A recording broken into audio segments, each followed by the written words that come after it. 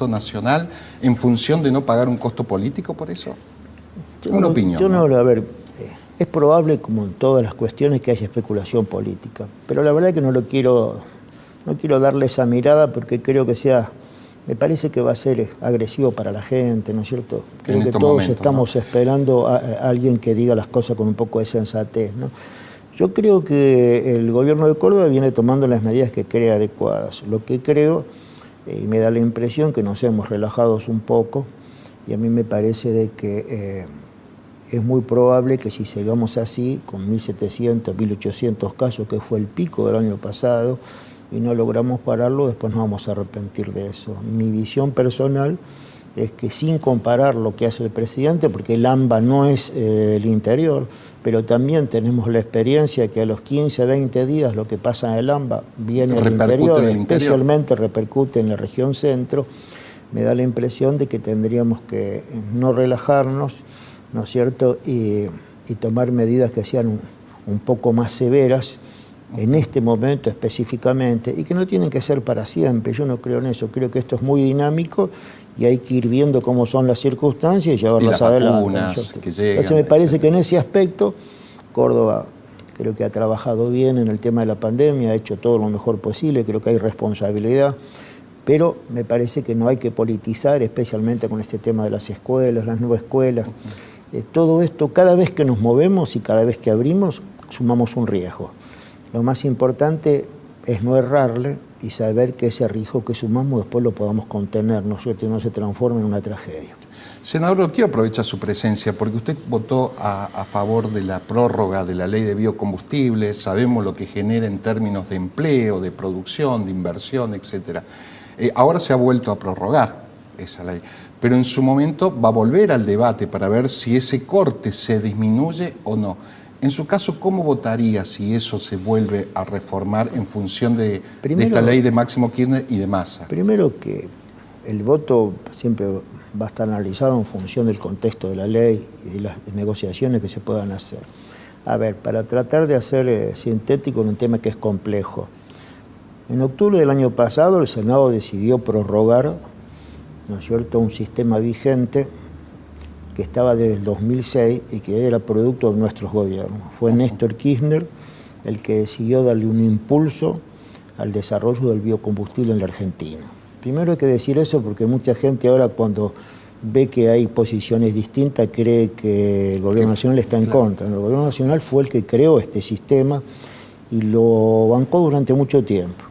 En octubre nosotros decidimos prorrogarlo, y a lo mejor la prórroga de 4 años, a mi entender ahora, fue un poco excesiva de parte nuestra, pero siempre con la buena fe de pensar que los sectores, en este caso el sector petrolero, el sector de biocombustibles, se iban a sentar y iban a hacer acuerdos. Y este es uno de los primeros problemas que tiene el tratamiento de esto, que los sectores no acuerdan. Y después se quejan de que participa el Estado, pero si no participa el Estado, acá no habría ningún acuerdo. Porque estamos hablando, ¿no es cierto?, de un producto que usted obligatoriamente el otro le tiene que comprar. Y si el otro obligatoriamente le tiene que comprar, usted tiene que ponerse de acuerdo en el precio, en las condiciones. Bueno, en este caso, para hablar específicamente lo de Córdoba, el bioetanol no tiene prácticamente cambios. La ley que había presentado, estaba por presentar el Diputados, el Frente de Todos, hablaba del 10% y justamente fueron nuestros diputados nacionales los que solicitaron al bloque la perspectiva de seguir el 12 y está. O sea que para nosotros el corte no tiene ninguna cuestión. Ahora también hay una realidad que hay que analizar y que a lo mejor no todos conocen, que si uno prorroga la ley original, que es la que estamos prorrogando, dice que el corte es del 5%. Sí. En realidad la ley dice que es del 5% para todos. ¿No es del 7, perdón? El 5% para todos. Ahora, ¿qué pasa? Lo que pasa es que después el Estado Nacional, justamente para darle más desarrollo a esta industria, que sabemos que es muy importante en Córdoba, en la zona centro, que ha dado mucho trabajo, que hay mucha inversión, lo fue mejorando. Y llegó del 5 al 10 en el biodiesel y al 12 en el bioetanol junto con la caña de azúcar. Pero la verdad es que nosotros, sus diputados, prorroga la ley que nosotros tenemos y el Estado quisiera, lo bajaría por medio de una resolución al 5%. Y no lo prestaría al debate. Claro, porque la ley y dice 5%, lo demás son resoluciones. Cuando usted tiene facultad para solucionar para arriba, la tiene para abajo. Entonces, ¿qué quiero decir con esto? Que justamente se está discutiendo porque se quieren dar soluciones. Inclusive, cuando aprobamos la prórroga, todos, inclusive yo, dijimos de que la prórroga está bien, pero claro, pasaron muchos años, 15 años, que había que adecuarla a estas nuevas circunstancias y había que definir un nuevo proyecto de ley, en el cual estuvieron de acuerdo todos. En Argentina todo el mundo quiere una ley nueva, el problema es lograr un acuerdo con la misma. A mí me parece que tenemos que defender el sector, porque es un sector importante para nosotros, pero tampoco creo que sirve golpearse el pecho y decir viva Córdoba, que se caiga el otro. Esto es la Argentina y tenemos que encontrar un mecanismo. Hoy hay un problema importante para resolver y es que cuando usted tiene un corte alto, en este caso por ejemplo el 12%, el otro tiene la obligación de comprar y usted en el precio del maíz o en el de la soja está a un precio internacional altísimo. Imagínense que la soja está llegando en cualquier momento a los $600, sí, eso incide fuertemente en el precio, claro. Entonces tiene que haber un reacomodamiento de los dos sectores para decir, bueno, te compro tanto, pero veamos cómo es el precio. Es uno de los problemas fundamentales que tiene la Argentina. Necesitamos exportación y es bárbaro cuando los commodities son altos. El problema es cuando trasladamos todo eso al mercado interno, pagamos cara la carne. ¿No? Más le digo, en los próximos tiempos el tema de la carne se va a complicar porque los feedlots, todo eso ya no pueden dar más maíz porque el precio del maíz es tan alto que vamos a tener que volver a los novillos a pasto. Y cuando volvamos a los novillos a pasto, mucho de lo que usamos en agricultura lo vamos a tener que volver a usar en ganadería. O sea, no todas las cosas, lo cierto, son perfectas. Traen beneficios y también traen complicaciones. Los extremos son malos, ¿no? Hablamos de dos temas que tienen que ver en lo macro, desde la nación, como biocombustible, como la pandemia, etcétera, pero lo quiero pasar al tema más político, partidario. El domingo pasado, una nota que le hizo Julián Cañas en La Voz del Interior, edita el título y dice que a Córdoba, que es mentira que a Córdoba le fue mejor con Macri, que le va mejor. Y la nota dice que con Alberto Fernández al Córdoba le fue mejor que con Mauricio Macri. Le fue mejor. Mientras el director va poniendo, y se lo quiero poner porque es su compañera en la Cámara de Senadores, dicen que no es así, que le fue mejor con Macri a Córdoba que con estos años que lleva Alberto Fernández. Cuando escuchemos a ver qué dice. Escuchemos a Laura a ver qué dice. Claro, porque justamente le preguntaba de eso porque estaba esa disyuntiva y quiero aprovechar la nota que le hacía Julián Cañas el domingo pasado. Fernández, que a Córdoba le fue bien con Alberto Fernández. A mí sentame cualquier kirchnerista del gobierno nacional de delante mío que me lo diga de frente, porque lo dice. Ahí me pongo. La pregunta era la misma Tengo que le hizo aprecio usted. por Laura, que es una buena compañera. No es solamente que nos conocemos de hace mucho tiempo. Creo que es un eslogan lo de ella, no es verdad, ¿no es cierto? Llegamos a los hechos concretos.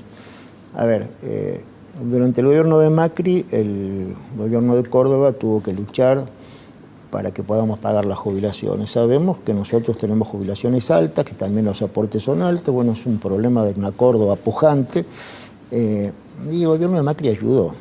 Este gobierno no solo ayudó, este gobierno ha resuelto el problema. Este gobierno del año 2021 ha destinado un presupuesto para Córdoba para acompañar a las jubilaciones de 20.000 millones de pesos, es histórico. Por lo tanto, estamos dando una solución definitiva a algo que Macri fue dando de a poco más. Cuando nos hicimos cargo, Alberto pagó deudas de la caja que habían quedado de la época de Macri. Vamos a otro tema fundamental, las obras públicas. Bueno, sí. Ahí tenemos las grandes obras públicas, la Ruta 19 abandonada, ¿no es cierto? Apenas si empezaron con obras, ya tenemos 2 tramos que están para inaugurarse en cualquier momento, se hicieron durante la pandemia, ¿no es cierto? Una ruta neurálgica, una autopista neurálgica para nosotros, para San Justo, ¿no es cierto? Se hace con la plata del gobierno nacional. Bajo Grande, que es una obra que andaba a los tumbos y que inclusive el gobierno provincial había tenido que poner plata para seguirla adelante porque en realidad Macri no mandaba lo que le correspondía. El presidente vino y dijo que lo que quedaba lo va a pagar él.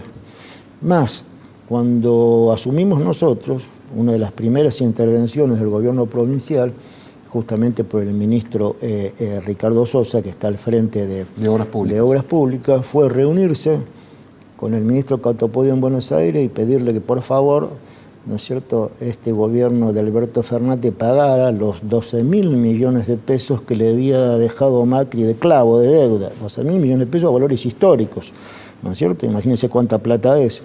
Entonces, la verdad que lo que decimos es absolutamente cierto. Alberto Fernández, con la pandemia, en el peor momento de la economía del mundo, uno de los momentos más golpeados de la Argentina, no solamente se ocupó de seguir con las obras que dejó Macri, las viviendas inconclusas, como ahora 400 viviendas que se están terminando en San Francisco, todo lo estamos haciendo con los recursos del Gobierno Nacional, más, ¿no es cierto? El Gobierno Nacional hoy está haciendo una intervención de 350 obras en 350 municipios de Córdoba, donde se hace sin ningún tipo de discriminación, sin ninguna cuestión política. Más, creo que han salido más obras, ¿no es cierto?, de Juntos por el Cambio que del Frente de Todos. Que no comulgan con el Frente de Todos. Y se están haciendo con plata del Gobierno Nacional. Más, sí.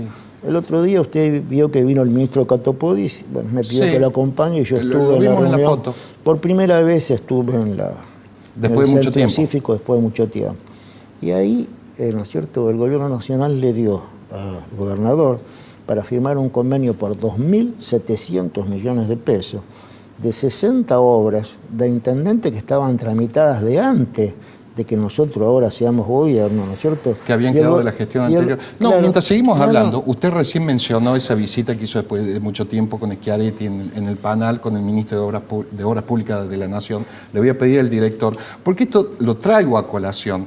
Entonces, ¿cómo se entiende que un gobernador de origen peronista, en términos políticos, le haya sido más funcional a Macri, según sus declaraciones, y de muchos otros que comulgan con esta idea, ¿no?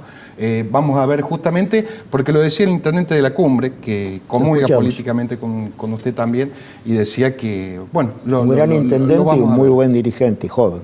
Sí, director, cuando lo tenga, sino también política que parece haber entre el actual gobernador y el expresidente del PJ provincial, ¿no? Caserio. Creo que hay una diferencia de opiniones planteada, como bien te decía, desde la elección a presidente desde el año pasado.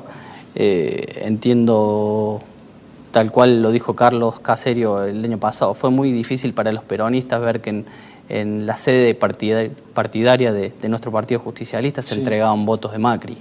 ¿Cómo? Digo, se sabía, pero a veces... Se sabía y todos... Que en la sede partidaria del PJ se entregaban votos. Se entregaban votos de Macri cuando se decidió el corte de boleta, ¿no? Ir con una boleta corta. Esas son cuestiones que, bueno, no, los que somos y tenemos raíz peronista, no las toleramos. Durísimo, ¿no? Algo que medianamente aquellos periodistas que somos del género político se sabe, pero que los funcionarios no lo dicen. ¿Fue así, Caserio? Fue totalmente verdadero. Más que duro, es una cuestión verdadera. Entender. Bueno, eso fue, la verdad que... Sí, es una tanta anécdota, pero Cristian, pasó hace tanto que es un tema que yo ya he superado. Prácticamente no lo hablo en los medios. Claro, pero, lo traía en función que decía usted en la nota del domingo. Como usted me pregunta... Que Schiaretti le fue más funcional a Macri, por eso. Como usted me pregunta, yo respondo. Yo era el presidente del partido después de muchos años de ser presidente del partido. Cuando vi que en el partido usted entraba y estaban las pilas de votos de Macri o también de Alberto Fernández en el suelo del partido, para que la gente elija cualquiera, me di cuenta que este no podía ser mi partido y por eso presenté la renuncia. Esto es un tema muy simple, ¿no es cierto? Evidentemente el gobernador Schiaretti se comporta como un gobernador opositor, porque es un gobernador opositor. Primero es un gobernador... Si usted me dice así, yo diría opositor a Macri, sería la lógica. Estamos hablando del día de hoy, es un opositor a este gobierno nacional. Y evidentemente tuvo una muy buena confluencia en su accionamiento con Macri, pero eso ya todo el mundo lo sabe, es de dominio público.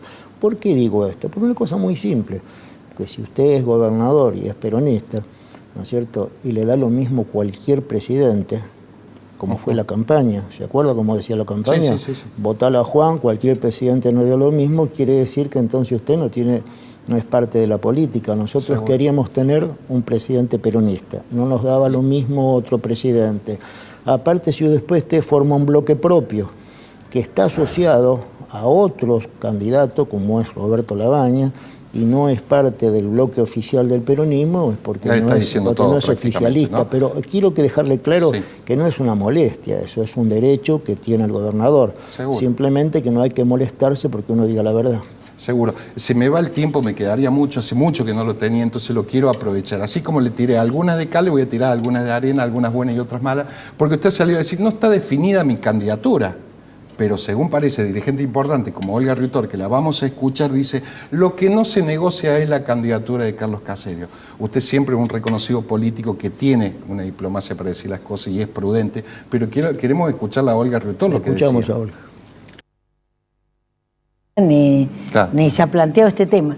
Lo único que se ha planteado con claridad es lo bueno sería ir todos juntos. Ahora, si no se puede ir, lo que no se negocia es la candidatura de Caserio. Ahora, del otro lado dijeron lo que no se negocia es la candidatura de... Lo que no se negocia es la candidatura del actual senador Carlos Caserio para repetir en la banca, y del otro lado dijeron lo que no se negocia es la candidatura de la esposa del gobernador, Alejandra Vigo. Bueno, primero quiero agradecerle a la Olga porque es parte de nuestro espacio. ¿Te gustaría que sea candidata a diputada? Digo, como gusto personal. Y me parecería muy justo que lo sea y creo que tiene todo el mérito para hacerla. Pero bueno, está en la misma situación que yo. Las candidaturas no están definidas. Yo tengo toda la voluntad del mundo, siento que puedo ser útil al país, creo que tengo una experiencia de senador que me parece que es bueno, ¿no es cierto? Además me gusta ser senador, pero bueno, este es un proyecto colectivo, lo vamos a definir entre todos, tanto lo de Olga, lo mío, lo de cualquiera. Con respecto a ese tema quiero agotarlo para que no sea en cada entrevista lo mismo. No hubo nunca ningún tipo de negociación.